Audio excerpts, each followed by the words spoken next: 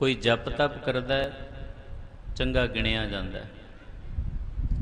कर्म अनुसार कोई माड़े कर्म करदा होवे ते माड़ा गिणिया जाएगा। कर्म अनुसार ही मनुख नूं नाम मिलदे ने। जे कोई कुछ भी ना करे तां भी कुछ नाम मिल जांदे ने। लोग वेला कह दिंदे ने, होर कुछ नहीं तो इतना कि सारे आखणगे ही भी एवें वेला तुरिया फिरदा है, इहनूं कोई काम नहीं है। तो जे काम ज़्यादा होण वे काम तो इलावा कुछ सोचता ही नहीं है, इस प्रकार की भी गलबात रहिंदी है। सो इंसान कुछ भी करेगा उहदा प्रभाव कर्म अनुसार लिखिया जरूर जाता है। संसार के लोग अपनी राय जरूर देंदे हन, उहदे मुताबिक ही वो सोच बनती है, उसे प्रकार दे वो ख्याल भी बनते हैं। सो सतगुर पातशाह जी ने जदों इस तरह के प्रभाव नूं लिखिया ते कर्म फिलासफी या कर्म सिद्धांत मनुख के जीवन विच अहमियत दे नाल देखे जाते हैं। ना इस गल का ख्याल रखिया जाए कि बंदे ने की करना है, तो जो मर्जी कर्म अगर कर लिया तो हुण कर्म का असर तो देखा जाएगा, उहदे मुताबिक नाम मिलेगा, उहदे मुताबिक प्रभाव मिलेगा, उहदा ही असर जीवन विच आवेगा। तो महाराज ने इस प्रथाए फरमाया है, जो धर्म कमावै तिस धर्म नाउ होवै। जो इंसान धर्म कमाउंदे ने उन्हां दा नाम धार्मिकता के आधार पर गिणिया जाता है। जो धर्म कमावै तिस धर्म नाउ होवै। पाप कमाणे पापी जाणीए। जिहड़े धार्मिक काम करते हैं उन्हां नूं कर्म अनुसार धर्मी गिणिया जाता है, ते धर्म के आधार के उत्ते कीते जाण वाले कर्मां दा लाभ मिलता है। चाहे किसी ने जप तप किया होवे, चाहे किसी ने नाम जपिया सिमरन किया है, तप साधना की है, ज्ञान हासिल किया है, या जिस प्रकार के भी कर्म इंसान वालों किए गए उसी तरह का उसनों नाम मिलता है। जो जाप करता है उसनों लोग जपी कहते हैं, क्योंकि जपना अपने आप में एक कर्म है। धार्मिकता दे विच ये बहुत उत्तम कर्म है। जो तप साधना करे उसनों लोग तपस्वी कहते हैं, तपी कहते हैं, तपा भी कहते हैं, क्योंकि तप साधना करनी धर्म विच बहुत पुरातन अते बहुत औखा काम है। जिन्हां जिन्हां ने कीता है बहुत वड्डे तपस्वी कहे गए। ते इसे रूप में जिन्हां जिन्हां ने कोई साधना की है वो लोग साधु के नाम नाल प्रचलित होए ने। जितनी वड्डी साधना उन्ना वड्डा साधु। धार्मिकता के आधार के उत्ते जिन्हां ने ज्ञान हासिल किया उन्हां नूं ज्ञानवान कहा गया, ज्ञानी कहा गया। जितना कि ज़्यादा या वड्डा ज्ञान हासिल कर लिया उस प्रकार नाल ही ज्ञान और ज्ञानी की परिभाषा गिणी गई। महाराज ने इस संबंध विच जिस रूप नूं गिणिया है, जिस रूप नूं लिखिया गया है, उसे प्रभाव का असर मनुखी जीवन विच आउंदा है। सो सतगुर पातशाह जी ने यह फरमाया भी जो धर्म कमावै तिस धर्म नाउ होवै। जप कीता ते जपी कहलाए, तप कीता ते तपी कहलाए, ज्ञान हासिल किया ते ज्ञानी नाम बनिया। इसे प्रकार नाल जे इंसान होम जग हवन कर लै तो इस तरह के नाम बनते हैं। जे तीर्थ यात्रा ते जावे तो यात्री कहा जाता है। सो जो कुछ भी इंसान के कर्म बनते हैं उन्होंने कर्मां के मुताबिक ही उहदा नाम संसार के लोग लेंदे ने। ताइयों सतगुर ने फरमाया जो धर्म कमावै तिस धर्म नाउ होवै। पर जे धार्मिक काम किया जाए तो धार्मिकता के आधार पर मनुख का कर्म उस तरह का होना चाहिए है जिस तरह का धार्मिकता कहती है। धर्म के आधार या धर्म के सिद्धांत ਜ਼ਰੂਰਤ ਦੇ ਹਿਸਾਬ ਨਾਲ ਬਦਲਣੇ ਨਹੀਂ ਚਾਹੀਦੇ, ਉਸੇ ਪ੍ਰਕਾਰ ਨਾਲ ਰਹਿਣੇ ਜ਼ਰੂਰੀ ਨੇ। ਮਨੁੱਖ ਨੂੰ ਜਦੋਂ ਧਰਮ ਦਾ ਪਤਾ ਚੱਲਦਾ ਹੈ ਤੇ ਧਾਰਮਿਕਤਾ ਵਿੱਚ ਇੱਕ ਸਮੱਸਿਆ ਇਹ ਵੀ ਹੈ, ਮਨੁੱਖ ਜਦੋਂ ਦੇਖ ਕੇ ਕਰਮ ਸੋਚੇ ਉਦੋਂ ਕਰਮ ਕਰਨ ਵਿੱਚ ਅਣਗਹਿਲੀ ਜਾਂ ਗਲਤੀ ਦੀ ਸੰਭਾਵਨਾ ਹੈ। ਮਨੁੱਖ ਜਦੋਂ ਧਾਰਮਿਕ ਕਰਮ ਕਿਸੇ ਦੇ ਪਿੱਛੇ ਲੱਗ ਕੇ ਕਰਦਾ ਹੈ, ਉਸ ਵਕਤ ਵੀ ਧਾਰਮਿਕ ਕਰਮ ਵਿੱਚ ਗਲਤੀ ਦੀ ਸੰਭਾਵਨਾ ਹੈ, ਕਿਉਂਕਿ ਦੂਸਰੇ ਨੇ ਤੇ ਸਮਝਿਆ, ਪਰ ਜਿਹਨੇ ਵੇਖ ਕੇ ਕੀਤਾ ਹੈ ਉਹਦੇ ਕੋਲੋਂ ਗਲਤੀ ਹੋ ਸਕਦੀ ਹੈ। ਇਸ ਪੱਖ ਵਿੱਚ ਜਪ ਜਾਂ ਤਪ ਦੀ ਸਾਧਨਾ ਨੂੰ ਕੇਵਲ ਆਸਣ ਨਾਲ ਨਹੀਂ ਜਾਣਿਆ ਜਾ ਸਕਦਾ। ਜਿਵੇਂ ਤਪ ਸਾਧਨਾ ਕੋਈ ਕਰ ਰਿਹਾ ਤੇ ਹੁਣ ਜੇ ਤਪ ਸਾਧਨਾ ਕੋਈ ਚੌਂਕੜਾ ਮਾਰ ਕੇ ਬੈਠਾ ਹੈ ਤੇ ਉਸ ਅਵਸਥਾ ਵਿੱਚ ਦੇਖਣ ਵਾਲਾ ਚੌਂਕੜਾ ਤੇ ਮਾਰ ਲਏਗਾ, ਲੇਕਿਨ ਉਹ ਪੜ੍ਹਦਾ ਕੀ ਪਿਆ ਇਹ ਤੇ ਨਹੀਂ ਜਾਣ ਸਕਦਾ। ਇਸ ਵਾਸਤੇ ਉਹ ਕਰਮ ਅਧੂਰਾ ਬਣ ਜਾਏਗਾ। ਸੰਸਾਰ ਦੇ ਲੋਕਾਂ ਨੇ ਜਿਨ੍ਹਾਂ ਨੇ ਧਾਰਮਿਕਤਾ ਦੀ ਨਕਲ ਕੀਤੀ ਹੈ, ਉਹਨਾਂ ਦਾ ਹਸ਼ਰ ਇਸੇ ਪ੍ਰਕਾਰ ਦਾ ਬਣਿਆ ਕਿ ਉਹ ਚੌਂਕੜਾ ਵੱਜਿਆ, ਲੇਕਿਨ ਜੋ ਚੌਂਕੜੇ ਵੱਜਣ ਵਿੱਚ ਪੜ੍ਹਿਆ ਗਿਆ ਉਹ ਸਮਝ ਹੀ ਨਹੀਂ ਆਇਆ। ਸੋ ਧਾਰਮਿਕਤਾ ਵਿੱਚ ਪਦਮ ਆਸਨ ਆਪਣੇ ਆਪ ਵਿੱਚ ਇੱਕ ਕਰਮ ਬਣ ਗਿਆ। ਚੌਂਕੜਾ ਮਾਰ ਕੇ ਬੈਠਣਾ, ਇਹਨੂੰ ਪਦਮ ਆਸਨ ਕਹਿੰਦੇ ਨੇ। ਪਦਮਾਸਨ ਨੂੰ ਹੀ ਧਾਰਮਿਕ ਕੰਮ ਮੰਨ ਲਿਆ ਗਿਆ, ਜਦਕਿ ਪਦਮਾਸਨ ਵਿੱਚ ਬੈਠ ਕੇ ਕੁਝ ਜਪਣਾ ਸੀ, ਕੁਝ ਉਚਾਰਨ ਕਰਨਾ ਸੀ, ਕੁਝ ਮੰਤਰ ਸਿੱਖਣਾ ਸੀ, ਉਹ ਪੜ੍ਹਿਆ ਜਾਣਾ ਸੀ ਔਰ ਪੜ੍ਹਿਆ ਹੋਇਆ ਹੀ ਜੀਵਨ ਵਿੱਚ ਲਾਭਕਾਰੀ ਬਣਦਾ। ਕੇਵਲ ਆਸਣ ਦੇ ਆਧਾਰ ਦੇ ਉੱਤੇ ਰਹਿਣਾ ਫਿਰ ਤੇ ਵਿਅਰਥ ਰਹਿ ਗਿਆ। ਔਰ ਇਸੇ ਰੂਪ ਵਿੱਚ ਨਤਮਸਤਕ ਹੋਣਾ, ਇਹ ਵੀ ਇੱਕ ਧਾਰਮਿਕਤਾ ਦਾ ਕਰਮ ਬਣ ਗਿਆ। ਮਸਤਕ ਪ੍ਰਮਾਤਮਾ ਦੇ ਚਰਨਾਂ ਵਿੱਚ ਹੋਵੇ, ਇਹਦੀ ਵਿਧੀ ਸੀ ਕਿ ਪ੍ਰਮਾਤਮਾ ਮੇਰੀ ਮੱਤ ਤੇਰੇ ਚਰਨਾਂ ਵਿੱਚ ਹੈ, ਹੁਣ ਤੇਰੀ ਮੱਤ ਮੈਂ ਲੈ ਕੇ ਜਾਣੀ ਹੈ। ਪਰ ਮਨੁੱਖ ਨੂੰ ਸਿਜਦੇ ਵਾਲੀ ਗੱਲ ਯਾਦ ਰਹਿ ਗਈ, ਮੱਥਾ ਜ਼ਮੀਨ ਤੇ ਲਾਉਣਾ ਯਾਦ ਰਹਿ ਗਿਆ। ਉਸ ਦਾ ਸਿਧਾਂਤ ਜੋ ਸੀ ਉਹ ਅਪਣਾਇਆ ਨਾ ਜਾ ਸਕਿਆ, ਜਿਸ ਕਾਰਨ ਕਰਕੇ ਸੰਸਾਰ ਵਿੱਚ ਸਿਰਫ ਸਿਜਦਾ ਹੀ ਇੱਕ ਕਰਮ ਬਣ ਗਿਆ। ਪਰ ਇਹ ਕੇਵਲ ਸਰੀਰਕ ਵਿਧੀ ਹੈ। ਦੇਖਣ ਵਾਲਾ ਸਿਜਦਾ ਤੇ ਕਰ ਸਕਦਾ ਹੈ, ਪਰ ਸਿਜਦੇ ਵਿੱਚ ਪੜ੍ਹਿਆ ਕੀ ਹੈ ਉਹ ਨਹੀਂ ਜਾਣਿਆ ਜਾ ਸਕਦਾ। ਸਿਜਦੇ ਵਿੱਚ ਉਚਾਰਨ ਕੀ ਕੀਤਾ ਹੈ ਜਾਂ ਸਿਜਦਾ ਹੋਇਆ ਕਿਸ ਨੂੰ ਹੈ, ਮੱਥਾ ਕਿਸ ਨੂੰ ਟੇਕਿਆ ਗਿਆ, ਇਹ ਵਿਧੀ ਤੇ ਸਮਝਣ ਤੋਂ ਬਾਅਦ ਹੀ ਪਤਾ ਲੱਗੇਗੀ।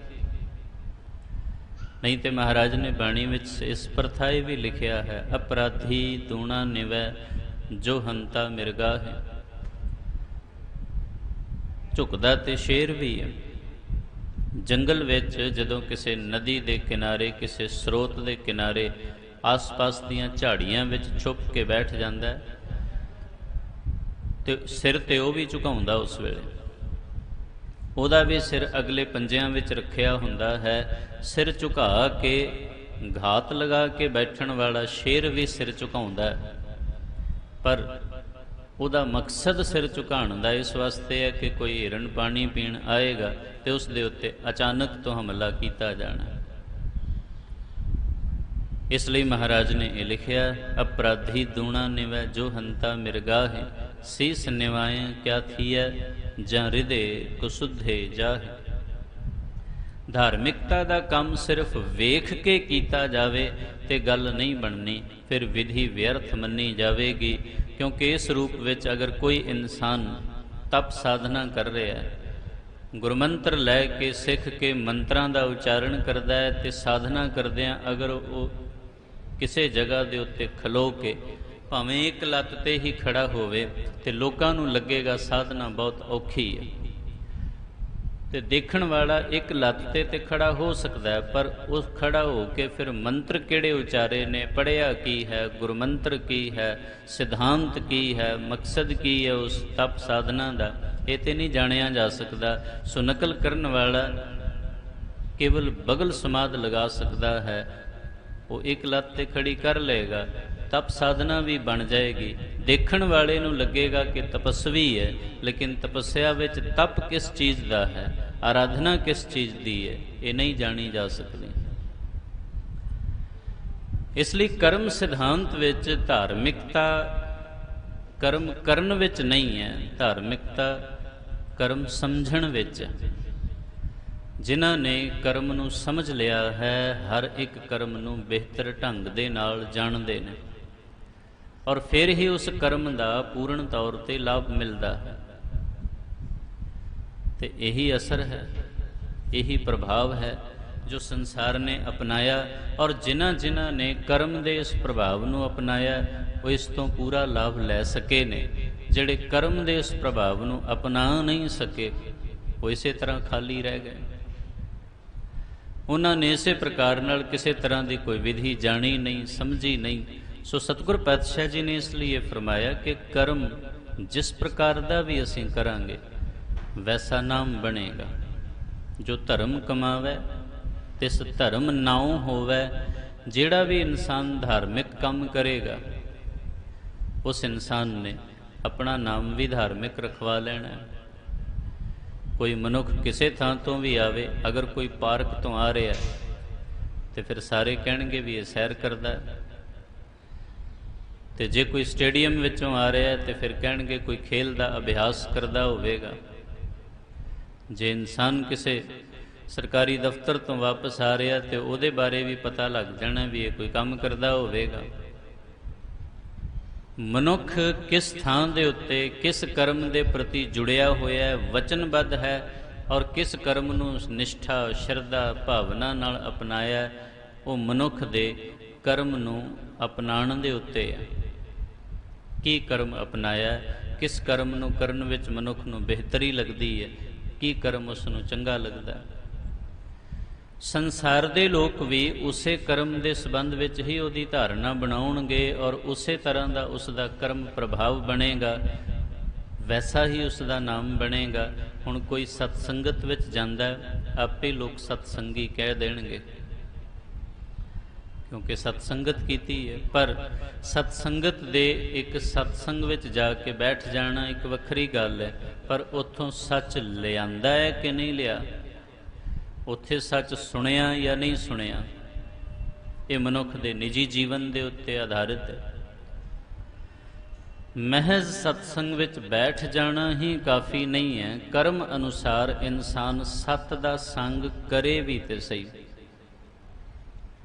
ਕਿਉਂਕਿ ਸੰਗ ਕਰਨ ਦਾ ਅਸਰ ਆਉਣਾ ਇਹ ਮਨੁੱਖ ਦੀ ਭਾਵਨਾ 'ਤੇ ਨਿਰਭਰ ਕਰਦਾ ਹੈ। ਜਿਵੇਂ ਚੰਦਨ ਦਾ ਬੂਟਾ ਜੰਗਲ ਵਿੱਚ ਹੈ, ਉਹਦੇ ਲਾਗੇ ਚਾਹੇ ਕਿਸੇ ਪ੍ਰਕਾਰ ਦੀ ਬਨਸਪਤੀ, ਕਿਸੇ ਦੀ ਵੀ ਲੱਕੜੀ ਦਾ ਬੂਟਾ ਪੈਦਾ ਹੋ ਜਾਏ, ਪਰ ਉਹ ਚੰਦਨ ਦੇ ਨੇੜੇ ਪੈਦਾ ਹੋਇਆ, ਇਸ ਲਈ ਉਸ ਨੂੰ ਸੁਗੰਧੀ ਮਿਲੇਗੀ। ਤੇ ਜੇ ਚੰਦਨ ਦੇ ਨੇੜੇ ਸੁਗੰਧੀ ਨਹੀਂ ਆਈ, ਇਹਦਾ ਮਤਲਬ ਸੰਗ ਨਹੀਂ ਹੋਇਆ। ਅਗਰ ਸਤਸੰਗ 'ਚ ਰਹਿ ਕੇ ਜੇ ਸੱਚ ਦਾ ਪਤਾ ਨਾ ਲੱਗੇ, ਸਮਝੋ ਸਤਸੰਗ ਵੀ ਨਹੀਂ ਹੋਇਆ। ਜੇ ਮਨੁੱਖ ਸਤਸੰਗ 'ਚ ਰਹਿ ਕੇ ਵੀ ਸਚਿਆਰ ਨਹੀਂ ਬਣਿਆ ਤੇ ਕਰਮ ਤੇ ਹੋਇਆ, ਪਰ ਕਰਮ ਦਾ ਅਸਰ ਨਹੀਂ ਪ੍ਰਾਪਤ ਹੋਇਆ। ਕੰਮ ਤੇ ਕੀਤਾ ਹੈ ਪਰ ਉਸ ਦਾ ਕਰਮ ਫਲ ਨਹੀਂ ਮਿਲਿਆ। ਜਦੋਂ ਤੱਕ ਕਰਮ ਫਲ ਨਹੀਂ ਮਿਲਦਾ, ਉਦੋਂ ਤੱਕ ਸਾਰੇ ਕਰਮ ਵਿਅਰਥ ਪ੍ਰਤੀਤ ਹੁੰਦੇ ਨੇ। ਫਿਰ ਕੰਮ ਤੇ ਕੀਤਾ ਪਰ ਉਸ ਕੰਮ ਦਾ ਕੁਝ ਨਤੀਜਾ ਨਾ ਮਿਲਿਆ। ਇਹ ਠੀਕ ਵੈਸਾ ਹੀ ਹੈ ਜਿਸ ਤਰੀਕੇ ਨਾਲ ਵੀ ਇਹਨਾਂ ਦਿਨਾਂ 'ਚ ਪਿਛਲੇ 2 ਸਾਲਾਂ ਤੋਂ ਲੋਕ ਸਕੂਲ ਨੂੰ ਫੀਸਾਂ ਵੀ ਭਰ ਰਹੇ ਨੇ, ਬੱਚੇ ਕਲਾਸਾਂ ਵੀ ਲਗਾ ਰਹੇ ਨੇ, ਪਰ ਫੋਨ ਤੇ ਲੱਗੇ ਨੇ। ਉਹਦੇ ਉੱਤੇ ਹੁਣ ਕਿੰਨੀ ਕੁ ਪੜ੍ਹਾਈ ਹੋ ਸਕਦੀ ਹੈ, ਉਹਦੇ 'ਚ ਗਿਆਨ ਕਿੰਨਾ ਮਿਲੇਗਾ, ਇਹਦੀ ਕੋਈ ਗਰੰਟੀ ਨਹੀਂ ਹੈ। ਮਨੁੱਖ ਕਿਤਨਾ ਕੁਝ ਸਮਝ ਲਏਗਾ ਉਸ ਵਿੱਚ, ਇਹ ਨਹੀਂ ਜਾਣਿਆ ਜਾ ਸਕਦਾ, ਕਿਉਂਕਿ ਜੋ ਪ੍ਰੈਕਟੀਕਲ ਹੈ ਉਹ ਤੇ ਫਿਰ ਸਾਹਮਣੇ ਕਰਕੇ ਵਿਖਾਇਆ ਜਾ ਸਕਦਾ ਹੈ। ਗਿਆਨ ਨੂੰ ਕੇਵਲ ਪੜ੍ਹ ਲੈਣਾ ਜਾਂ ਸੁਣ ਲੈਣਾ ਹੀ ਗਿਆਨ ਦੇ ਅਪਣਾਉਣ ਦੀ ਵਿਧੀ ਨਹੀਂ ਹੈ। ਉਹ ਤੇ ਅਸਲ ਵਿੱਚ ਕਰਕੇ ਹੀ ਵਿਖਾਇਆ ਜਾ ਸਕਦਾ ਹੈ। ਇਸ ਲਈ ਕੇਵਲ ਮਹਿਜ਼ ਪੜ੍ਹ ਜਾਂ ਸੁਣ ਲੈਣਾ, ਉਹਦੇ ਵਿੱਚ ਕਰਮ ਇੰਦਰੀਆਂ ਦਾ ਪ੍ਰਭਾਵ ਜ਼ਰੂਰ ਆ ਗਿਆ ਕਿ ਠੀਕ ਹੈ ਪੜ੍ਹ ਲਿਆ ਗਿਆ, ਪਰ ਕਮਾਇਆ ਤੇ ਹੈ ਹੀ ਨਹੀਂ। ਉਸ ਨੂੰ ਜਾਣਿਆ ਤੇ ਨਹੀਂ, ਜੇ ਨਹੀਂ ਜਾਣਿਆ ਤੇ ਉਹ ਸਭ ਕੁਝ ਵਿਅਰਥ ਲੱਗੇਗਾ। ਵਿਧੀ ਪੜ੍ਹ ਲੈਣਾ ਇੱਕ ਵੱਖਰੀ ਗੱਲ ਹੈ, ਲੇਕਿਨ ਜੇ ਵਿਧੀ ਪੜ੍ਹ ਕੇ ਉਸ ਨੂੰ ਅਪਣਾਇਆ ਜਾਵੇ, ਉਸ ਨੂੰ ਕਰਮ ਨੂੰ ਕਰਨ ਦੀ ਵਿਧੀ ਜਾਣੀ ਜਾਏ, ਫਿਰ ਹੀ ਪਤਾ।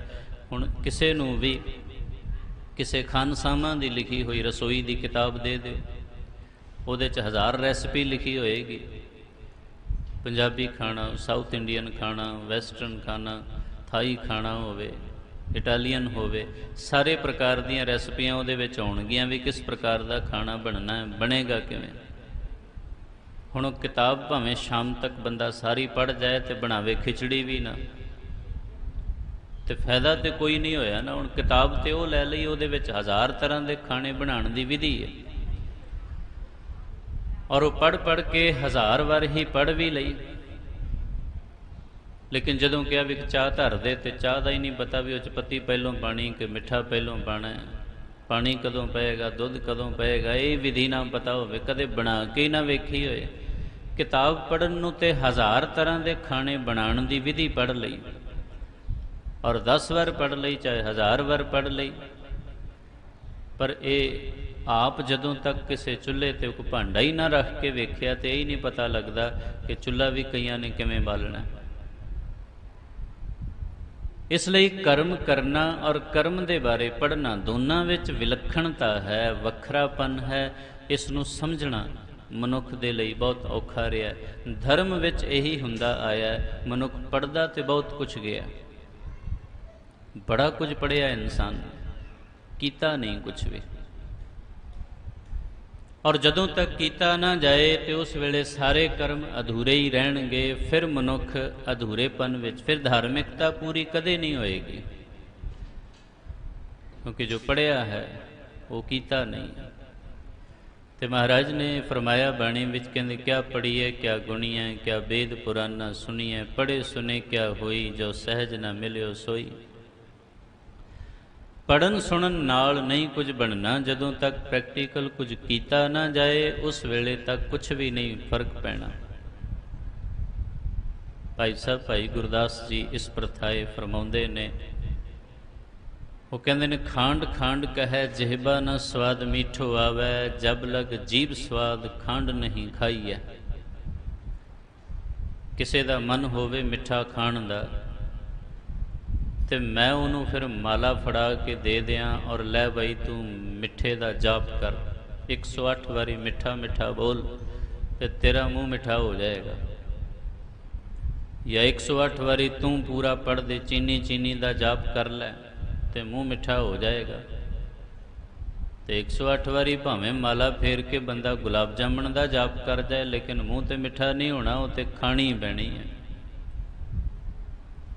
ਭਾਈ ਗੁਰਦਾਸ ਜੀ ਨੇ ਇਸੇ ਲਈ ਲਿਖਿਆ, ਖਾਂਡ ਖਾਂਡ ਕਹੈ ਜਿਹਬਾ ਨਾ ਸਵਾਦ ਮੀਠੋ ਆਵੈ, ਜਬ ਲਗ ਜੀਭ ਸਵਾਦ ਖੰਡ ਨਹੀਂ ਖਾਈਐ। ਉਹ ਤੇ ਜੋ ਖਾਵਾਂਗੇ ਅਸਰ ਵੀ ਤੇ ਉਸੇ ਦਾ ਹੀ ਹੋਵੇਗਾ। ਤੇ ਜੇ ਅਸਰ ਕਰਨਾ ਹੈ ਫਿਰ ਖਾਣਾ ਜ਼ਰੂਰੀ ਹੈ। ਫਿਰ ਭਾਵੇਂ ਜਪਿਆ ਇੱਕ ਵਾਰ ਵੀ ਨਾ ਹੋਵੇ, ਬੋਲਿਆ ਭਾਵੇਂ ਇੱਕ ਵਾਰ ਵੀ ਨਾ ਹੋਏ। ਅਗਰ ਕਿਸੇ ਗੂੰਗੇ ਨੂੰ ਮਠਿਆਈ ਦਿੰਦੇ ਆ, ਉਹ ਬੋਲ ਕੇ ਨਹੀਂ ਮੰਗਦਾ, ਪਰ ਦੇ ਦਿੱਤੀ, ਉਹ ਆਨੰਦ ਵੀ ਲੈ ਲੈਂਦਾ, ਜਪਦਾ ਵੀ ਨਹੀਂ ਹੈ, ਪਰ ਉਹਨੇ ਖਾ ਵੀ ਲਈ ਤੇ ਸਵਾਦ ਵੀ ਮਾਣ ਲਿਆ।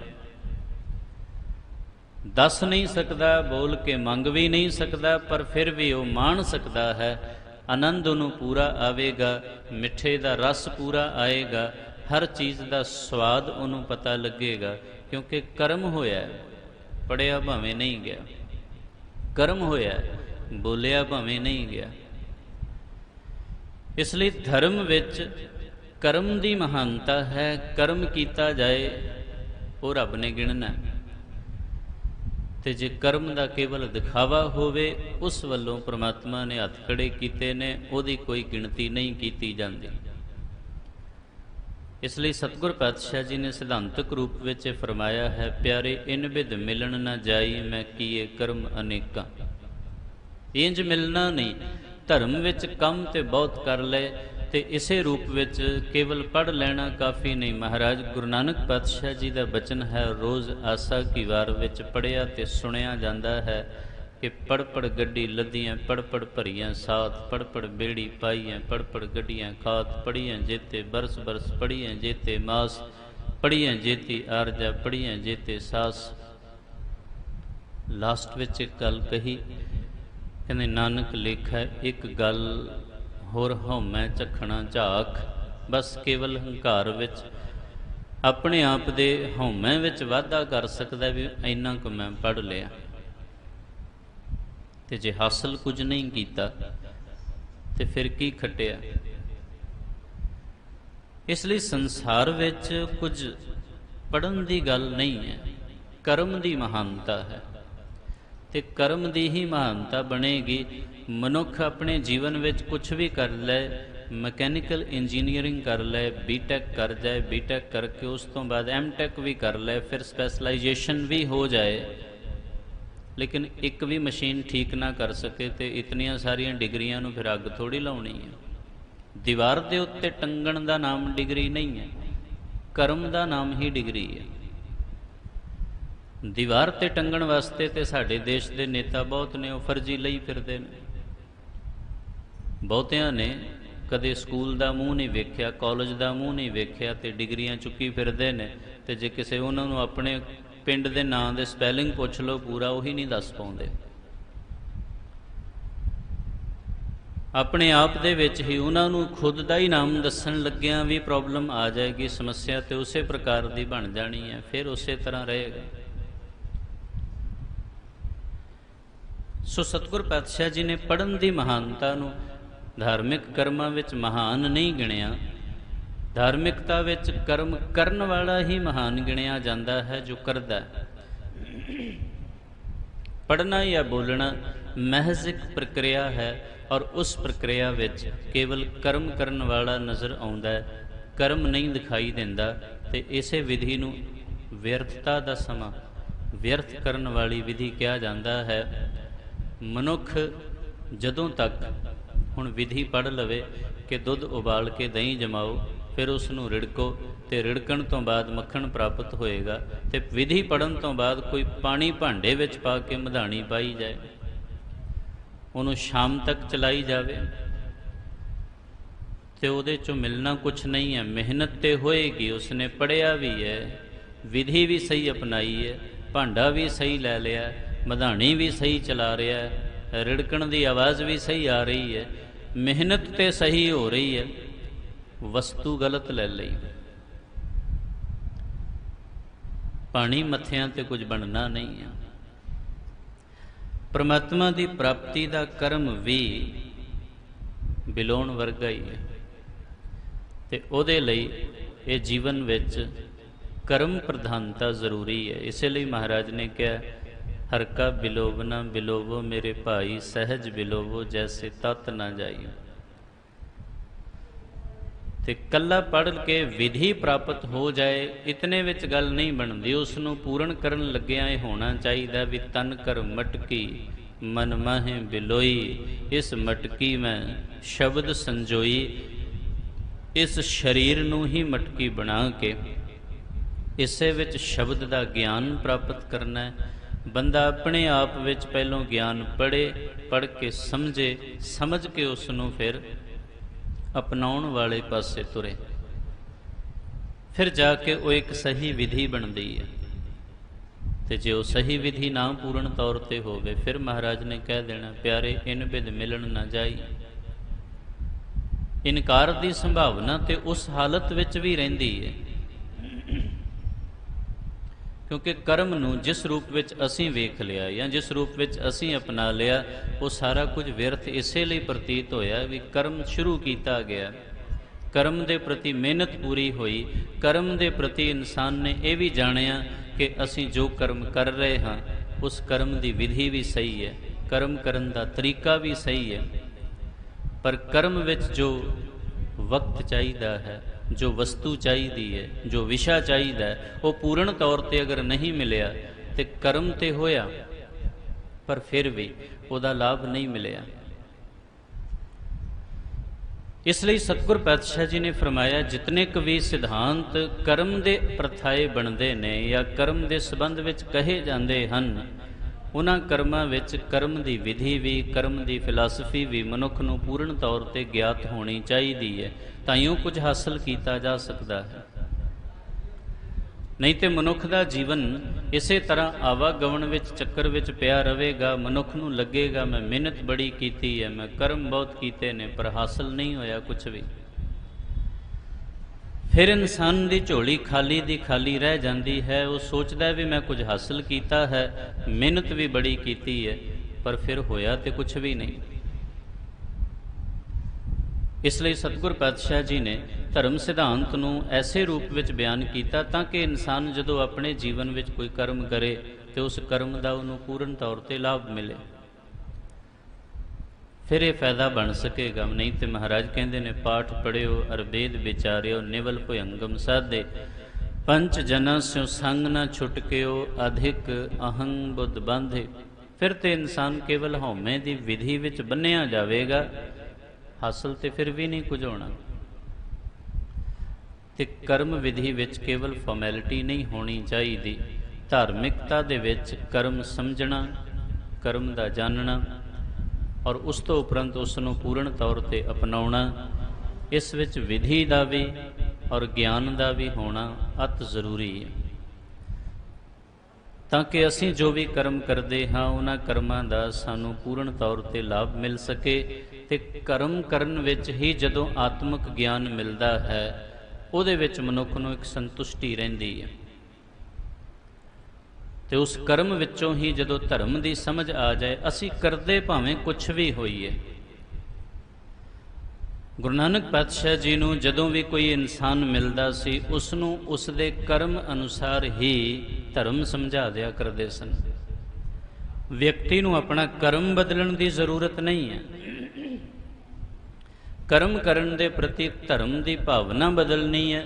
ਕਿਉਂਕਿ ਮਹਾਰਾਜ ਨੇ ਜੇ ਭਾਈ ਲਾਲੋ ਜੀ ਕੋਲ ਗਏ, ਉਹ ਤਰਖਾਣ ਸਨ, ਕਿੱਲੇ ਘੜਦੇ ਸਨ, ਤੇ ਪੁੱਛਿਆ ਗੁਰੂ ਸਾਹਿਬ ਨੇ, ਭਾਈ ਕੀ ਕਰਦਾ ਹੈ? ਮਹਾਰਾਜ ਕਿੱਲੇ ਘੜਦਾ।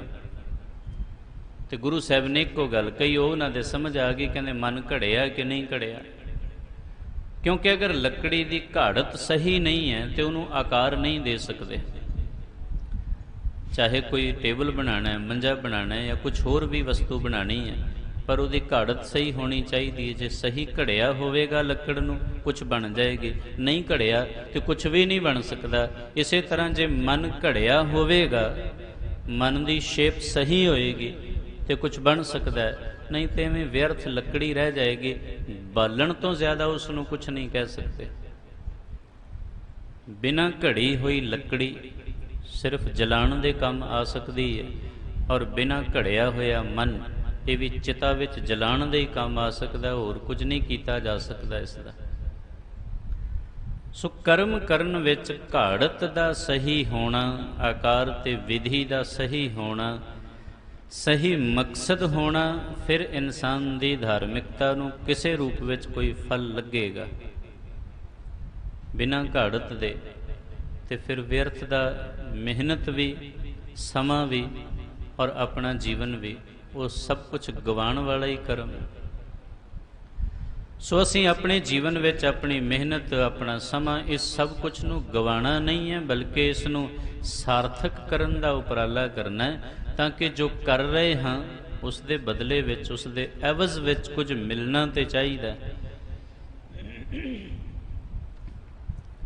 ਨਹੀਂ ਤੇ ਮਨੁੱਖ ਨੇ ਜਿੰਨਾ ਕੁਝ ਹੁਣ ਤੱਕ ਕੀਤਾ ਹੈ, ਧਾਰਮਿਕਤਾ ਦੇ ਵਿੱਚ ਕਰਮ ਹੁੰਦੇ ਨੇ, ਪਰ ਕਰਮ ਕਰਨ ਤੋਂ ਬਾਅਦ ਵੀ ਇਨਸਾਨ ਉਹਦੇ ਤੋਂ ਕੁਝ ਹਾਸਲ ਨਹੀਂ ਕਰਦਾ। ਉਹਦਾ ਰੀਜ਼ਨ ਇਹ ਹੈ ਕਿ ਮਨੁੱਖ ਨੇ ਕਰਮ ਤੇ ਕੀਤਾ, ਕਰਮ ਦੀ ਗਿਣਤੀ ਵੀ ਸਹੀ ਕੀਤੀ, ਕਰਮ ਦੀ ਦਿਸ਼ਾ ਦਸ਼ਾ ਵੀ ਸਹੀ ਰੱਖੀ ਹੈ, ਪਰ ਕਰਮ ਫਲ ਕਿਹਨੇ ਦੇਣਾ ਹੈ ਉਹਦਾ ਪਤਾ ਹੀ ਕੋਈ ਨਹੀਂ। ਕੰਮ ਤੇ ਅਸੀਂ ਕਰ ਲਿਆ, ਲੇਕਿਨ ਕੰਮ, ਉਹਦਾ ਫਲ ਸਾਨੂੰ ਦੇਗਾ ਕੌਣ? ਹੁਣ ਇਹ ਤੇ ਪ੍ਰਮਾਤਮਾ ਹੀ ਨਿਰਧਾਰਿਤ ਕਰੇਗਾ ਕਿ ਸਾਡੇ ਕਰਮ ਦਾ ਫਲ ਸਾਨੂੰ ਪ੍ਰਮਾਤਮਾ ਦੇਵੇ। ਅਜੇ ਲੋਕ ਕਿਸੇ ਭੁਲੇਖੇ ਵਿੱਚ ਨੇ ਵੀ ਧਾਰਮਿਕ ਕੰਮ ਕਰ ਰਹੇ ਹਾਂ, ਪਰ ਇਹਦਾ ਫਲ ਕੌਣ ਦੇਗਾ? ਜੇ ਤਪੱਸਿਆ ਕਰ ਰਹੇ ਹਾਂ ਉਹਦਾ ਫਲ ਕੌਣ ਦੇਗਾ? ਸਤਸੰਗਤ ਕਰ ਰਹੇ ਹਾਂ ਉਹਦਾ ਫਲ ਕਿੱਥੋਂ ਮਿਲੇਗਾ? ਤੇ ਜੇ ਕੋਈ ਸਿਜਦਾ ਕਰ ਰਿਹਾ, ਨਮਾਜ਼ ਪੜ੍ਹ ਰਿਹਾ, ਉਹਦਾ ਫਲ ਕੌਣ ਦੇਗਾ? ਇਸ ਬਾਰੇ ਵੀ ਮਨੁੱਖ ਜੇਕਰ ਜਾਣਨ ਦਾ ਉਪਰਾਲਾ ਕਰੇ ਤੇ ਫਿਰ ਮਨੁੱਖ ਕਿਸੇ ਨਾ ਕਿਸੇ ਪੱਖ ਵਿੱਚ ਕੁਝ ਹਾਸਲ ਕਰ ਸਕੇਗਾ। ਨਹੀਂ ਤੇ ਕਰਮ ਤੇ ਸਾਰੀ ਦੁਨੀਆ ਕਰ ਹੀ ਰਹੀ ਹੈ, ਔਰ ਸਾਰੇ ਕਰਮ ਫਲ ਐਵੇਂ ਵਿਅਰਥ ਵੀ ਹੋ ਰਹੇ ਨੇ। ਸੋ ਮਹਾਰਾਜ ਨੇ ਇਸ ਲਈ ਇਹ ਫਰਮਾਇਆ ਕਿ ਜਦੋਂ ਅਸੀਂ ਕਰਮ ਕਰਨਾ ਹੈ ਤੇ ਉਸ ਕਰਮ ਦਾ ਸਾਨੂੰ ਪੂਰਨ ਤੌਰ ਤੇ ਪਤਾ ਹੋਣਾ ਚਾਹੀਦਾ।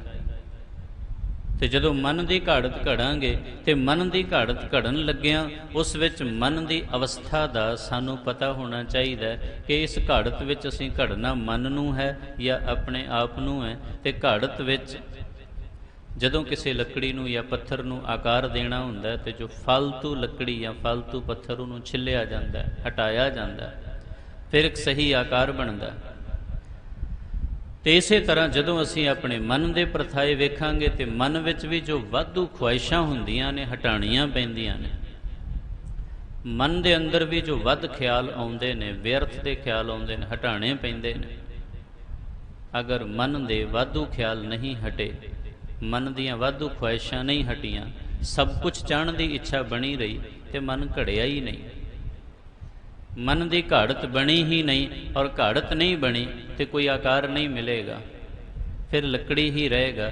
ਲੱਕੜੀ ਨੂੰ ਮੰਜਾ ਬਣਨ ਦੇ ਲਈ ਜਾਂ ਲੱਕੜੀ ਨੂੰ ਟੇਬਲ ਬਣਨ ਦੇ ਲਈ ਕੁਝ ਆਕਾਰ ਲੈਣਾ ਪਏਗਾ। ਆਕਾਰ ਲੈਣ ਵਾਸਤੇ ਜੋ ਵਾਧੂ ਹੈ ਉਹ ਹਟਾਉਣਾ ਪਏਗਾ। ਮਨ ਵੀ ਜੋਤ ਸਰੂਪ ਬਣੇ, ਲੇਕਿਨ ਜੋਤ ਸਰੂਪ ਬਣਨ ਵਾਸਤੇ ਮਨ ਵਿੱਚ ਜੋ ਕਾਮ, ਕ੍ਰੋਧ, ਲੋਭ, ਮੋਹ, ਅਹੰਕਾਰ ਨੇ ਹਟਾਣੇ ਪੈਣਗੇ। ਜਦੋਂ ਤੱਕ ਨਹੀਂ ਹਟਦੇ ਉਦੋਂ ਤੱਕ ਮਨ ਦਾ ਆਕਾਰ ਕੇਵਲ ਮਨ ਹੀ ਰਹੇਗਾ। ਬਲਕਿ ਜੇ ਇਸੇ ਮਨ ਵਿੱਚ ਕੁਝ ਹੋਰ ਵਿਅਰਥਤਾ ਦੇ ਕਰਮ ਆ ਗਏ ਤੇ ਫਿਰ ਇਸ ਦਾ ਕੁਝ ਹੋਰ ਨਾਮ ਵੀ ਬਣ ਸਕਦਾ ਹੈ। ਜਿਸ ਮਨ ਨੇ ਜੋਤ ਸਰੂਪ ਹੋਣਾ ਹੈ, ਕਰਮ ਦੀ ਵਿਧੀ ਗਲਤ ਹੋ ਗਈ, ਜੇ ਬੰਦਾ ਦਰ ਦਰ ਦੀਆਂ ਠੋਕਰਾਂ ਖਾਣ ਦਾ ਆਦੀ ਬਣ ਗਿਆ ਤੇ ਫਿਰ ਸਾਹਿਬ ਨੇ ਇਹ ਕਹਿ ਦੇਣਾ, ਕਬੀਰ ਮਨ ਪੰਖੀ ਭਇਓ। ਜੋ ਮਨ ਜੋਤ ਸਰੂਪ ਬਣ ਸਕਦਾ ਸੀ, ਗਲਤ ਕਰਮ ਕਰਨ ਕਰਕੇ ਮਨ ਪੰਛੀ ਬਣ ਗਿਆ, ਧੱਕੇ ਖਾਣ ਲੱਗ ਪਿਆ, ਦਰ ਦਰ ਦੇ ਉੱਤੇ ਭਟਕਣ ਲੱਗ ਪਿਆ, ਕਦੇ ਇਸ ਦਰਖਤ ਤੇ ਕਦੇ ਉਸ ਦਰਖਤ ਤੇ।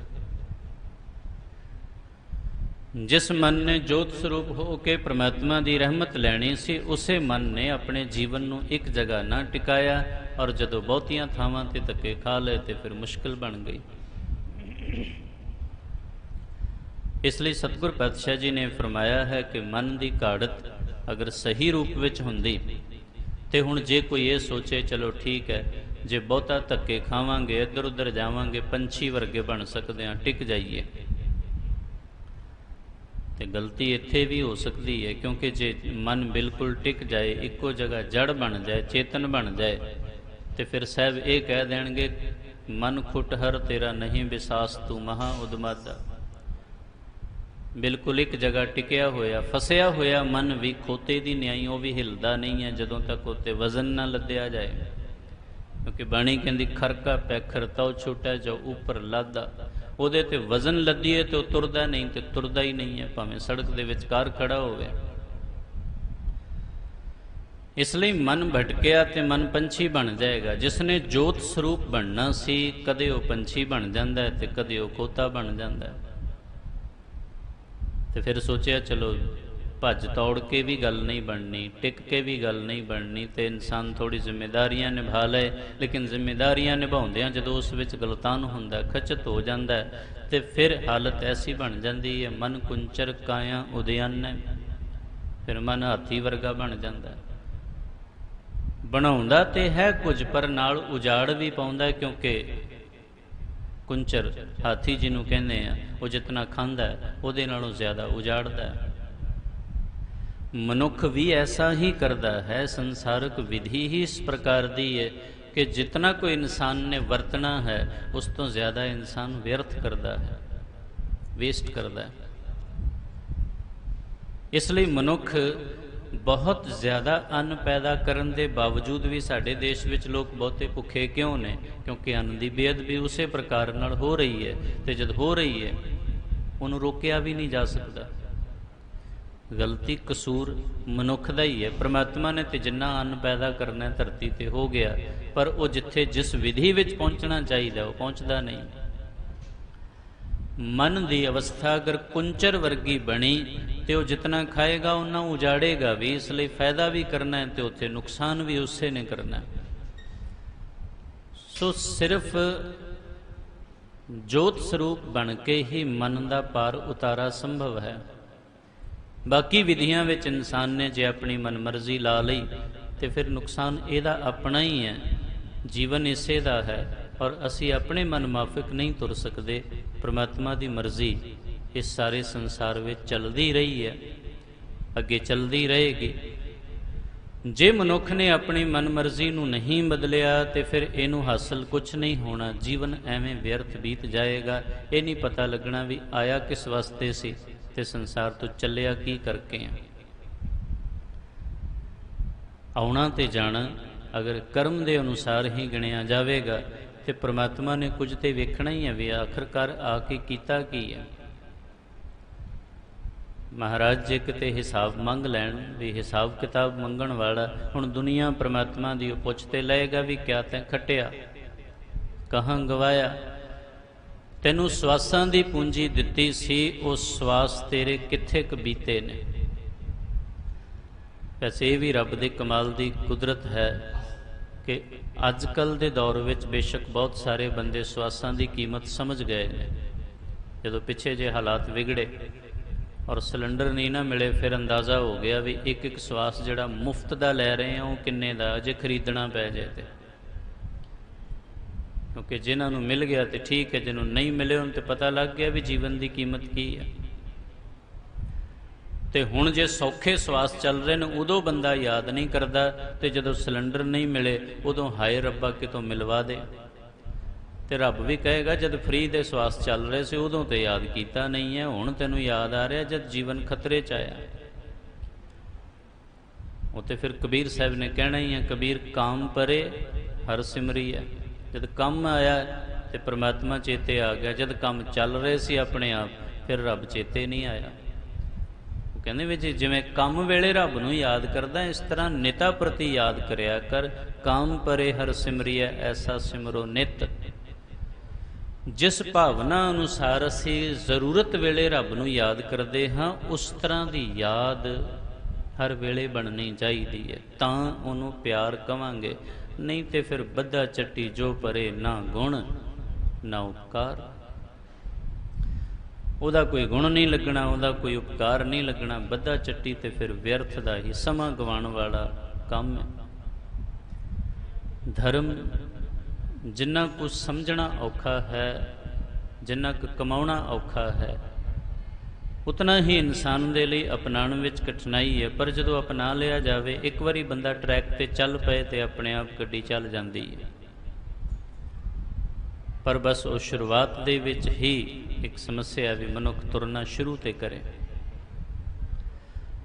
ਇਸ ਲਈ ਮਹਾਰਾਜ ਨੇ ਜੋ ਸਾਨੂੰ ਸਿਧਾਂਤ ਬਖਸ਼ਿਸ਼ ਕੀਤਾ ਹੈ ਕਿ ਇਹ ਇਨਸਾਨ ਤੂੰ ਕਰਮ ਤੇ ਕਰ ਰਿਹਾ, ਲੇਕਿਨ ਪਿਆਰੇ ਇਨ ਬਿਦ ਮਿਲਣ ਨਾ ਜਾਈ। ਮੈਂ ਕੀਏ ਕਰਮ ਅਨੇਕਾਂ, ਹਾਰ ਪਰਿਓ ਸੁਆਮੀ ਕੈ ਦੁਆਰੈ। ਦੀਜੈ ਬੁੱਧ ਵਿਵੇਕਾ। ਗੁਰੂ ਕੋਲੋਂ ਪ੍ਰਮਾਤਮਾ ਕੋਲੋਂ ਵਿਵੇਕ ਬੁੱਧ ਹਾਸਲ ਕਰਕੇ ਜੇ ਤੁਰੇ, ਫਿਰ ਕੁਝ ਹਾਸਲ ਕੀਤਾ ਜਾ ਸਕਦਾ, ਫਿਰ ਕੁਝ ਲੈ ਸਕਦੇ ਹਾਂ, ਫਿਰ ਕੁਝ ਮਿਲ ਸਕਦਾ ਹੈ। ਨਹੀਂ ਤੇ ਕਰਮ ਤੇ ਸਾਰੀ ਦੁਨੀਆ ਕਰ ਰਹੀ ਹੈ। ਪਰ ਕਰਮ ਕਰਨ ਵਿੱਚ ਜਿੱਥੇ ਮਨੁੱਖ ਨੇ ਆਪਣੇ ਮਨ ਨੂੰ ਜੋਤ ਸਰੂਪ ਬਣਾਉਣਾ ਸੀ, ਕਿਸੇ ਨੇ ਮਨ ਨੂੰ ਕੁੰਚਰ ਬਣਾ ਲਿਆ, ਕਿਸੇ ਨੇ ਮਨ ਨੂੰ ਪੰਖੀ ਬਣਾ ਲਿਆ, ਕਿਸੇ ਨੇ ਮਨ ਨੂੰ ਖੁਟਹਰ ਬਣਾ ਲਿਆ। ਤੇ ਜੇ ਇਸੇ ਤਰ੍ਹਾਂ ਮਨ ਆਸੇ ਪਾਸੇ ਭਟਕਦਾ ਰਹੇਗਾ ਤੇ ਫਿਰ ਸਤਿਗੁਰ ਪਾਤਸ਼ਾਹ ਜੀ ਨੇ ਫਰਮਾਇਆ, ਇਹ ਮਨ ਦਾ ਭਾਰ ਉਤਾਰਾ ਨਹੀਂ।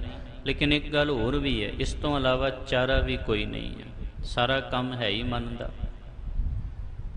ਖੇਡ ਸਾਰੀ ਇੱਥੋਂ ਹੀ ਚੱਲਣੀ ਹੈ। ਚਾਹੇ ਇਨਸਾਨ ਕਰਮ ਕਰੇ ਤੇ ਚਾਹੇ ਸੋਚ ਵਿਚਾਰ ਕਰੇ, ਜਪ ਤਪ ਕਰੇ ਜਾਂ ਸੰਸਾਰਕ ਕੰਮ ਕਰ ਲਏ, ਉਹ ਸਾਰਾ ਕੁਝ ਕਰਨਾ ਮਨ ਨਹੀਂ ਹੈ। ਬਾਣੀ ਵਿੱਚ ਫੈਸਲਾ ਆਇਆ ਹੈ, ਮੰਮਾ ਮਨ ਸਿਉ ਕਾਜ ਹੈ, ਮਨ ਸਾਧੇ ਸਿੱਧ ਹੋਏ। ਸਾਧਨਾ ਇਸੇ ਮਨ ਦੀ ਕਰਨੀ ਹੈ, ਕਿਉਂਕਿ ਮਨ ਤੋਂ ਅਗਲੀ ਪੌੜੀ ਆਤਮਾ ਦੀ ਹੈ। ਪਰ ਡਾਇਰੈਕਟ ਆਤਮਾ ਤੱਕ ਵੀ ਨਹੀਂ ਪਹੁੰਚਿਆ ਜਾ ਸਕਦਾ। ਪਹਿਲੋਂ ਤਨ ਦੀ ਸਾਧਨਾ ਹੈ। ਸਰੀਰ ਅਗਰ ਸਾਡਾ ਇੱਥੇ ਬੈਠਾ ਹੈ, ਇਹ ਤਨ ਦੀ ਸਾਧਨਾ ਹੈ। ਪਰ ਸਰੀਰ ਦੇ ਨਾਲ ਅਗਰ ਮਨ ਵੀ ਇੱਥੇ ਆ ਜਾਏ, ਉਹ ਤਨ ਔਰ ਮਨ ਦੋਨਾਂ ਦੀ ਸਾਧਨਾ ਹੋ ਜਾਏਗੀ। ਪਰ ਮਨੁੱਖ ਦਾ ਸਰੀਰ ਇੱਥੇ ਹੈ, ਮਨ ਕਿਤੇ ਹੋਰ ਬੈਠਾ ਹੋਵੇ, ਜਾਂ ਮਨ ਕਿਸੇ ਕਾਰਜ ਵਿੱਚ ਲੱਗਾ ਹੋਵੇ, ਮਨ ਕਿਸੇ ਹੋਰ ਕੰਮ ਵਿੱਚ ਫਸਿਆ ਹੋਵੇ, ਮਨ ਕਿਸੇ ਹੋਰ ਖਿਆਲਾਂ ਵਿੱਚ ਗਵਾਚਿਆ ਹੋਵੇ, ਤੇ ਤਨ ਦੀ ਹਾਜ਼ਰੀ ਹੈ, ਮਨ ਦੀ ਨਹੀਂ ਹੈ, ਤੇ ਕੰਮ ਸਾਰਾ ਮਨ ਦਾ। ਸਰੀਰ ਤੇ ਆ ਗਿਆ, ਮਨ ਆਇਆ ਨਹੀਂ ਹੈ। ਮਨ ਦੇ ਆਏ ਬਿਨਾਂ ਕਾਰਜ ਨਹੀਂ ਬਣਨਾ, ਕਿਉਂਕਿ ਮਨ ਵਰਗਾ ਹੋਰ ਕੋਈ ਲਿਆ ਨਹੀਂ ਸਕਦੇ। ਬਾਕੀ ਕੋਈ ਕੰਮ ਕਰਨਾ ਹੋਵੇ ਅਸੀਂ ਕਿਸੇ ਨੂੰ ਭੇਜ ਸਕਦੇ ਹਾਂ ਵੀ ਮੈਂ ਨਹੀਂ ਕਰ ਰਿਹਾ ਮੇਰਾ ਭਰਾ ਕਰ ਲਏਗਾ, ਮੈਂ ਨਹੀਂ ਕਰ ਰਿਹਾ ਤੇ ਮੇਰਾ ਦੋਸਤ ਕੰਮ ਕਰ ਲਏਗਾ, ਮੈਂ ਨਹੀਂ ਕਰ ਰਿਹਾ ਤੇ ਮੈਂ ਕਿਸੇ ਨੌਕਰ ਨੂੰ ਭੇਜ ਦਿੰਦਾ। ਉੱਥੇ ਆਪਸ਼ਨ ਨੇ ਦੁਨੀਆ ਵਿੱਚ। ਪਰ ਜੇ ਸਾਡੇ ਭਗਤੀ ਕਰਨ ਦਾ, ਭਗਤੀ ਮੈਂ ਕਰਨੀ ਹੈ ਤੇ ਮੇਰਾ ਦੋਸਤ ਨਹੀਂ ਕਰ ਸਕੇਗਾ, ਮੇਰਾ ਭਰਾ ਰਿਸ਼ਤੇਦਾਰ ਸਾਕ ਸੰਬੰਧੀ ਕੋਈ ਨਹੀਂ ਕਰ ਸਕਦਾ, ਜ਼ਰੂਰਤ ਮੇਰੀ ਹੈ। ਤੇ ਤਨ ਵੀ ਮੇਰਾ ਹੋਵੇ, ਮਨ ਵੀ ਮੇਰਾ ਹੀ ਹੋਵੇ, ਭਗਤੀ ਤਾਈਓ ਕਾਰਗਰ ਹੋਏਗੀ। ਜੇ ਤੁਸੀਂ ਭਗਤੀ ਕਰਨੀ ਹੈ ਤੇ ਤਨ ਵੀ ਤੁਹਾਡਾ ਹੀ ਹੋਣਾ ਚਾਹੀਦਾ, ਮਨ ਵੀ ਤੁਹਾਡਾ ਹੀ ਹੋਣਾ ਚਾਹੀਦਾ, ਕੰਮ ਤਾਈਓ ਸਫਲ ਹੋਵੇਗਾ। ਇਸ ਲਈ ਸਾਰੇ ਕਾਰਜ ਮਨ ਕਰਕੇ ਬਣਨੇ ਹਨ। ਤਾਈਓ ਮਹਾਰਾਜ ਇਹ ਕਹਿ ਰਹੇ ਨੇ, ਮੰਮਾ ਮਨ ਸਿਉ ਕਾਜ ਹੈ, ਮਨ ਸਾਧੇ ਸਿੱਧ ਹੋਏ, ਮਨ ਹੀ ਮਨ ਸਿਉ ਕਹਿ ਕਬੀਰਾ। ਮਨ ਸਾ ਮਿਲਿਆ ਨਾ ਕੋਏ, ਮਨ ਵਰਗਾ ਕੋਈ ਨਹੀਂ, ਇਹਦੇ ਥਾਂ ਤੇ ਕੋਈ ਹੋਰ ਆ ਜਾਏ ਤੇ ਉਹ ਗੱਲ ਬਣੇਗੀ ਨਹੀਂ। ਸਭ ਕੁਝ ਫਿਰ ਅਧੂਰੇਪਨ ਵਿੱਚ ਹੀ ਰਹੇਗਾ ਜੇ ਕੁਝ ਪੂਰਨਤਾ ਹਾਸਲ ਕਰਨੀ ਹੈ। ਫਿਰ ਮਨੁੱਖ ਨੂੰ ਭਗਤੀ ਭਾਵਨਾ ਦੇ ਅਨੁਸਾਰ ਇਸ ਮਨ ਦੀ ਸਾਧਨਾ ਪ੍ਰਤੀ ਪੂਰਨ ਹੋਣਾ ਪਵੇਗਾ। ਇਸ ਲਈ ਸਤਿਗੁਰ ਪਾਤਸ਼ਾਹ ਜੀ ਕਹਿ ਰਹੇ ਨੇ, ਹੇ ਇਨਸਾਨ ਤੂੰ ਕਰਮ ਤੇ ਕੀਤੇ ਨੇ, ਪਰ ਕਰਮਾਂ ਵਿੱਚ ਤੇਰੀ ਹਾਜ਼ਰੀ, ਤੇਰੇ ਤਨ ਦੀ ਹਾਜ਼ਰੀ, ਉਹ ਦੋਨੋਂ ਚੀਜ਼ਾਂ ਸਨ। ਮਨ ਹਾਜ਼ਰ ਨਹੀਂ ਸੀ, ਜਿਹਦੇ ਕਰਕੇ ਆਤਮਿਕ ਕਰਮ ਨਹੀਂ ਬਣਿਆ। ਔਰ ਕਰਮ ਆਤਮਿਕ ਨਹੀਂ ਹੋਇਆ ਤੇ ਫਿਰ ਕਰਮ ਗਿਣਤੀ ਵਿੱਚ ਨਹੀਂ ਆਇਆ। ਇਸ ਲਈ ਸਤਿਗੁਰ ਪਾਤਸ਼ਾਹ ਜੀ ਨੇ ਇਹ ਫਰਮਾਇਆ ਹੈ ਕਿ ਅਸੀਂ ਜੋ ਵੀ ਕਰਮ ਕਰਨਾ ਹੈ, ਉਸ ਕਰਮ ਦੇ ਅਨੁਸਾਰ ਅਸੀਂ ਆਪਣੇ ਜੀਵਨ ਵਿੱਚ ਧਾਰਮਿਕਤਾ ਨੂੰ ਸਹਿਜਤਾ ਵਿੱਚ ਲਈਏ। ਔਰ ਉਸ ਸਹਿਜਤਾ ਅਨੁਸਾਰ ਜੇ ਕਰਮ ਕੀਤੇ ਜਾਣਗੇ ਫਿਰ ਤੇ ਸਾਨੂੰ ਕੁਝ ਹਾਸਲ ਹੋਏਗਾ। ਨਹੀਂ ਤੇ ਮਹਾਰਾਜ ਨੇ ਤੇ ਕਹਿ ਹੀ ਦਿੱਤਾ, ਪਿਆਰੇ ਇਨ ਬਿਦ ਮਿਲਣ ਨਾ ਜਾਈ, ਮੈਂ ਕੀਏ ਕਰਮ ਅਨੇਕਾਂ, ਹਾਰ ਪਰਿਓ ਸੁਆਮੀ ਕੈ ਦੁਆਰੈ, ਦੀਜੈ ਬੁੱਧ ਵਿਵੇਕਾ। ਤੇ ਜੇ ਵਿਵੇਕ ਬੁੱਧ ਮਿਲ ਜਾਏ, ਉਹਦੇ ਅਨੁਸਾਰ ਜੋ ਕਰਮ ਕਰਾਂਗੇ, ਫਿਰ ਅਕਾਲ ਪੁਰਖ ਪਰਮਾਤਮਾ ਦੀ ਰਹਿਮਤ, ਉਹਦੀ ਬਖਸ਼ਿਸ਼ ਉਹ ਸਾਨੂੰ ਪ੍ਰਾਪਤ ਹੋ ਸਕੇਗੀ। ਇਸ ਲਈ ਸਤਿਗੁਰ ਸਾਹਿਬ ਜਿਸ ਸਿਧਾਂਤ ਪ੍ਰਥਾਏ ਇਹ ਸਮਝਾ ਰਹੇ ਨੇ ਕਿ ਧਾਰਮਿਕਤਾ ਮਹਿਜ਼ ਪੜ੍ਹਨ ਦਾ ਨਾਮ ਨਹੀਂ, ਧਾਰਮਿਕਤਾ ਕੇਵਲ ਵਿਖਾਣ ਦਾ ਨਾਮ ਨਹੀਂ ਹੈ। ਧਾਰਮਿਕਤਾ ਜਦੋਂ ਤੱਕ ਅਸੀਂ ਕਰਮ ਕਰਦੇ ਨਹੀਂ ਹਾਂ, ਉਸ ਵਕਤ ਤੱਕ ਸਾਰਾ ਕੁਝ ਅਧੂਰਾ ਪ੍ਰਤੀਤ ਹੁੰਦਾ ਹੈ। ਇਸ ਲਈ ਪੂਰਨਤਾ ਉਸ ਵੇਲੇ ਆਵੇਗੀ ਜਿਸ ਵੇਲੇ ਅਸੀਂ ਆਪਣੇ ਜੀਵਨ ਨੂੰ ਧਰਮ ਦੇ ਆਧਾਰ ਦੇ ਉੱਤੇ ਮੰਨਣ ਵਿੱਚ ਆਵਾਂਗੇ। ਔਰ ਉਹ ਮੰਨਣ ਲੱਗਿਆਂ ਫਿਰ ਉਸ ਕਰਮ ਦੀ ਫਿਲਾਸਫੀ ਪੂਰਨ ਤੌਰ ਤੇ ਹੋਵੇ, ਤਾਂ ਕਿ ਅਸੀਂ ਕਰਮ ਕਰਨ ਲੱਗਿਆਂ ਦੋਨੋਂ ਪੱਖ ਵਿੱਚ ਮਨ ਦੇ ਆਧਾਰ ਤੇ ਔਰ ਤਨ ਦੇ ਆਧਾਰ ਤੇ ਪੂਰਨਤਾ ਕਰ ਸਕੀਏ। ਇਸ ਲਈ ਸਤਿਗੁਰ ਸਾਹਿਬ ਨੇ ਜੋ ਸਿਧਾਂਤ ਦਿੱਤੇ ਨੇ, ਉਹਦੇ ਵਿੱਚ ਇਹੀ ਕਰਮ ਨੂੰ ਦੱਸਿਆ ਗਿਆ ਹੈ ਕਿ ਧਾਰਮਿਕਤਾ ਕਹਾਣ ਦਾ ਨਾਮ ਨਹੀਂ ਹੈ, ਧਾਰਮਿਕਤਾ ਕਰਨ ਦਾ ਨਾਮ ਹੈ। ਨਹੀਂ ਤੇ ਜੋ ਧਰਮ ਕਮਾਵੇ ਤਿਸ ਧਰਮ ਨਾਉ ਹੋਵੇ। ਜੇ ਇਨਸਾਨ ਨੇ ਧਾਰਮਿਕ ਕੰਮ ਕੀਤੇ ਨੇ, ਧਰਮੀ ਕਹਿਲਾਏਗਾ, ਨਹੀਂ ਤੇ ਪਾਪ ਕਮਾਣੇ ਪਾਪੀ ਜਾਣੀ ਹੈ। ਜਿਹੋ ਜੇ ਕਰਮ ਬਣ ਜਾਣਗੇ ਵੈਸਾ ਲੋਕਾਂ ਨੇ ਕਹਿ ਹੀ ਦੇਣਾ ਹੈ, ਕਿਉਂਕਿ ਕੁਝ ਕੰਮ ਐਸੇ ਨੇ ਜਿਹੜੇ ਬਿਨਾਂ ਡਿਗਰੀ ਦੇ ਫਿਰ ਵੀ ਨਾਮ ਮਿਲ ਜਾਂਦੇ ਨੇ। ਤੁਸੀਂ ਅਗਰ ਕਿਸੇ ਨੂੰ ਬਿਨਾਂ ਕੰਮ ਦੇ ਤੁਰਦਾ ਫਿਰਦਾ ਵੇਖਦੇ ਹੋ, ਇੱਕ ਡਿਗਰੀ ਦੇ ਦਿੰਦੇ ਹੋ, ਆਵਾਰਾ। ਹੁਣ ਇਹ ਕਿਸੇ ਕਾਲਜ ਤੋਂ ਨਹੀਂ ਮਿਲਦੀ, ਬੰਦੇ ਦੇ ਕਰਮ ਵੇਖ ਕੇ ਮਿਲਦੀ ਹੈ।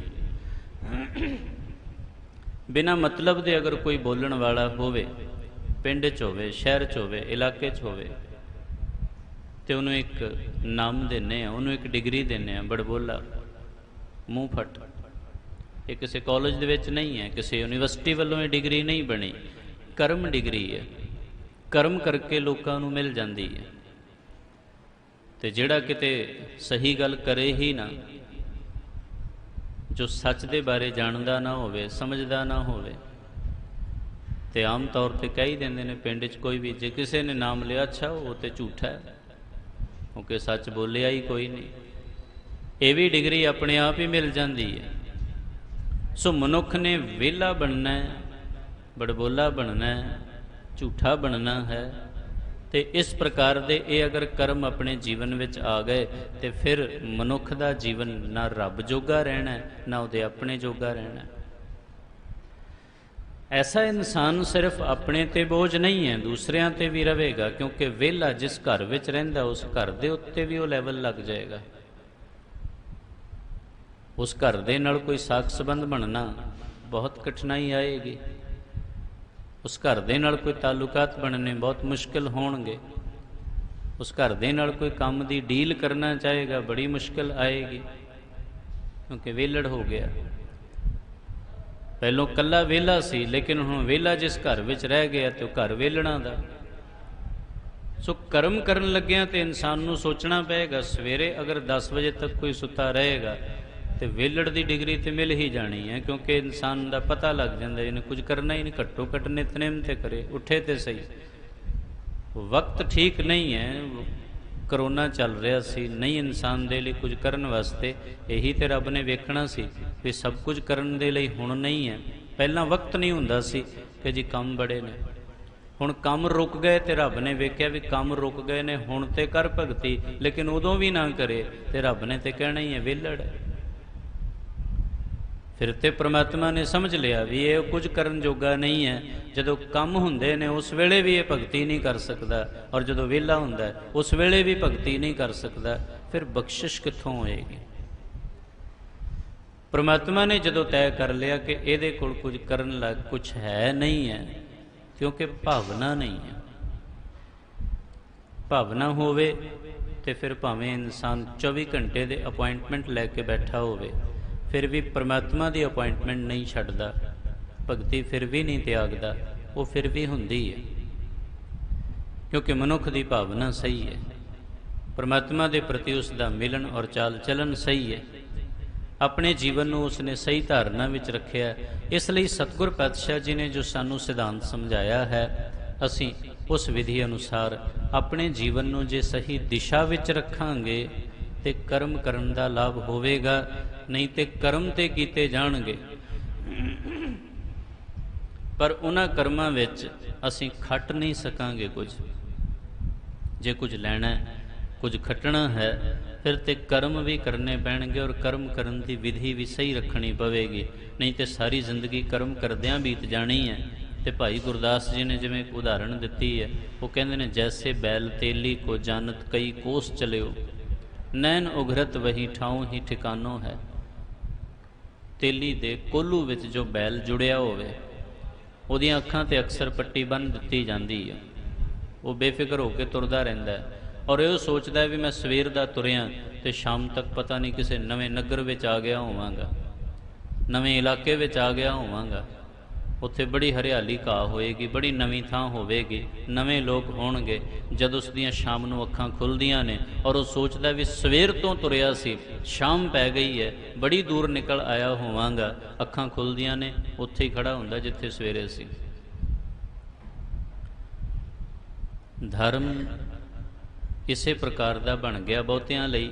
ਧਾਰਮਿਕਤਾ ਦੇ ਵਿੱਚ ਕੰਮ ਕਰਦਿਆਂ ਤੇਲੀ ਦੇ ਬਲਦ ਵਾਂਗ ਇਨਸਾਨ ਸਾਰੀ ਜ਼ਿੰਦਗੀ ਕੰਮ ਕਰੀ ਜਾਂਦਾ, ਸੋਚਦਾ ਰੱਬ ਮਿਲ ਜਾਏਗਾ, ਗੁਰੂ ਮਿਲ ਜਾਏਗਾ, ਆਤਮਿਕ ਗਿਆਨ ਮਿਲ ਜਾਏਗਾ, ਸ਼ਾਂਤੀ ਮਿਲ ਜਾਏਗੀ, ਸਹਿਜਤਾ ਮਿਲ ਜਾਏਗੀ, ਜਾਂ ਬਖਸ਼ਿਸ਼ ਜਾਂ ਕਿਰਪਾ ਮਿਲ ਜਾਏਗੀ।